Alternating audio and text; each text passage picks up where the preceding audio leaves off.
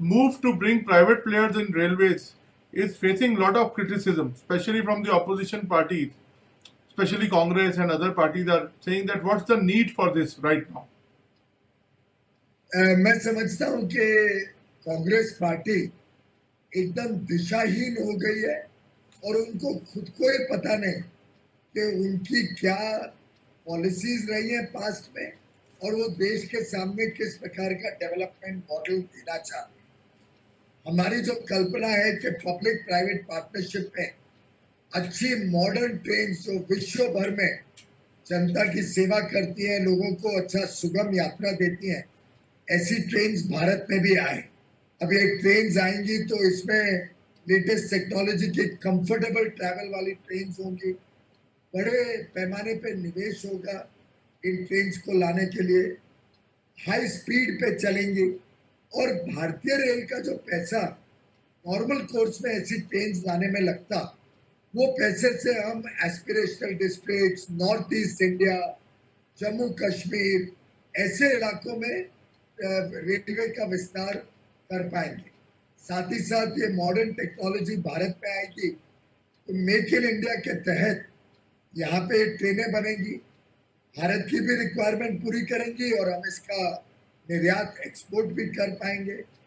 एक प्रकार से ये एक सोच भारत में रेल यात्रा को सुगम बनाने की सोच के हिसाब से इस पूरी पॉलिसी को एडॉप्ट किया गया है और ये कोई पॉलिसी नई नहीं है। उल्टे 2004 से 14 हर बजट में जिक्र हुआ है पब्लिक प्राइवेट पार्टनरशिप।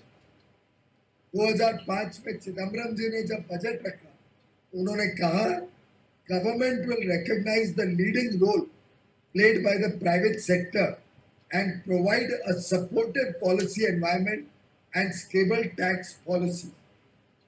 और उसी साल रेलवे बजट में लालू प्रसाद यादव जी क्या कहते हैं, in the coming years we propose with the help of RLDA to Rail Land Development Authority to develop metro stations into world-class modern stations and extend passenger amenities through construction of food plazas, shopping malls, etc. on vacant land।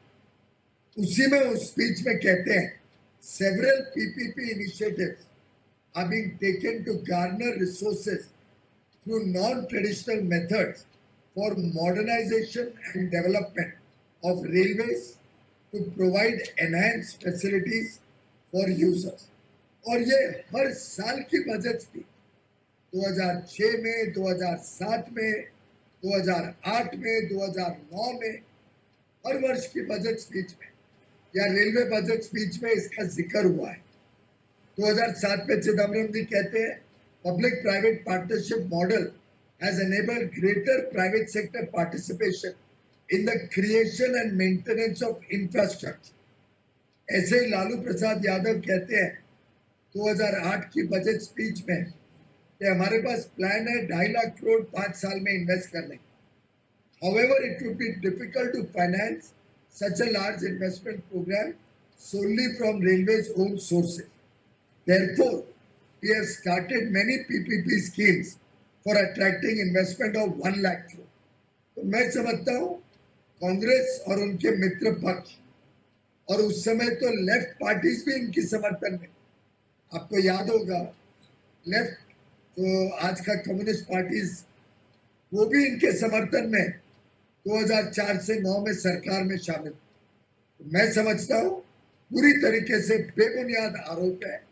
ये नहीं चाहते कि जनता को अच्छी सेवा मिले, ये नहीं चाहते कि जनता को सुगम यात्रा मिले, रेल का विस्तार हो और रेल एक इंजन ऑफ ग्रोथ बने, विकास यात्रा में भारत की इंजन अपनी प्रमुख भूमिका निभाए। मैं निंदा करता हूं इस प्रकार की बहुत ही मायोपिक जो सोच है कांग्रेस के लीडर्स की और कांग्रेस के अध्यक्ष और उनके सुपुत्र की। सर, लेकिन बोला ये जा रहा है कि ये एक सोशल सर्विस का जरिया था, प्राइवेट प्लेयर्स आएंगे तो इसमें प्रॉफिट निकालेंगे, और दूसरी बात एक और बोली जा रही है कि इंफ्रास्ट्रक्चर क्या, जब रेलवे खुद इतना सक्षम है तो प्राइवेट प्लेयर्स को क्यों लाया जा रहा है बीच में?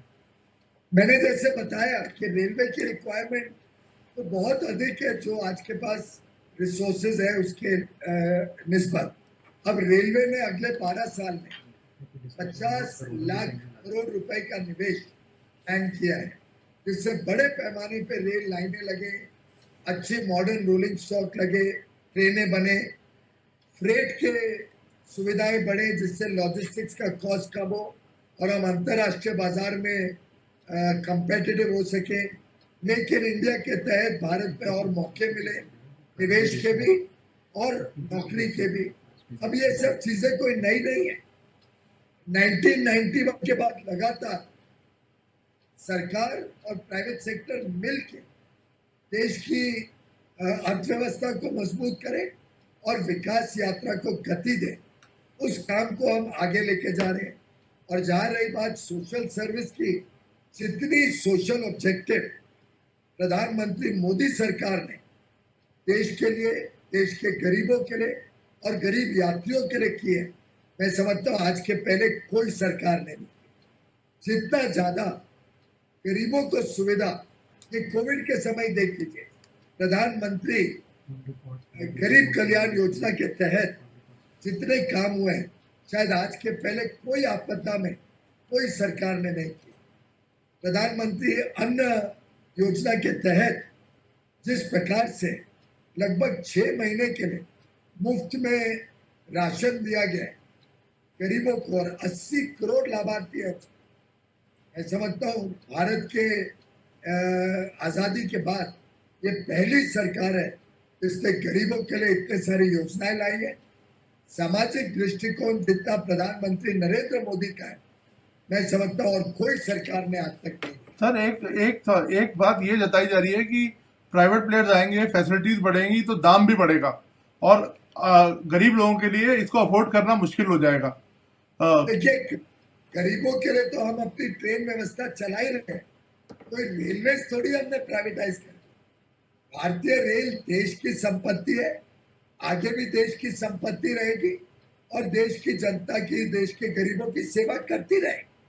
अब आप मुझे बताइए, ऐसे तो हवाई जहाज चलते हैं, तो हवाई जहाज जिस हवा में चलते हैं उसमें एयर इंडिया भी चलती है और बाकी प्राइवेट एयरलाइंस भी चलती है, जिससे जनता को लाभ हुआ या नुकसान, इसको उससे उल्टे दाम, कीमतें घटी, एफिशिएंसी सुधरी।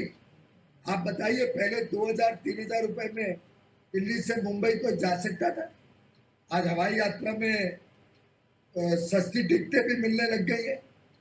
आज उड़ान योजना के तहत लोग सीधा अपने गांव तक पहुंच सकते हैं और गरीब आदमी भी हवाई जहाज से मात्र 2500 रुपए में जा सकता है। छोटे छोटे जगहों पे एयरपोर्ट शुरू हो गए। ऐसे ही रेल सुविधाएं सरकार भी उपलब्ध करा रही है, उसको बढ़ा रही है।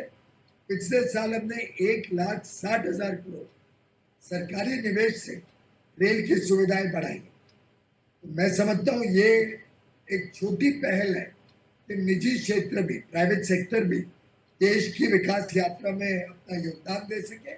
और एक प्रकार से ये लगातार हर सरकार ने इस पे काम किया, चाहे वो ममता बनर्जी जी का 2011 का रेल बजट हो, जो कांग्रेस की सरकार के समय हुआ, जिसमें उन्होंने कहा कि railways have developed several business oriented policies for the first time like private freight terminal.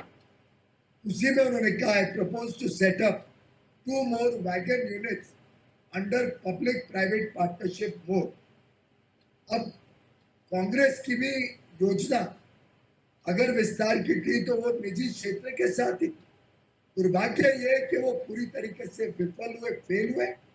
हम सफल हो रहे क्योंकि प्रधानमंत्री मोदी जी का बहुत ही निर्णायक नेतृत्व आज देश को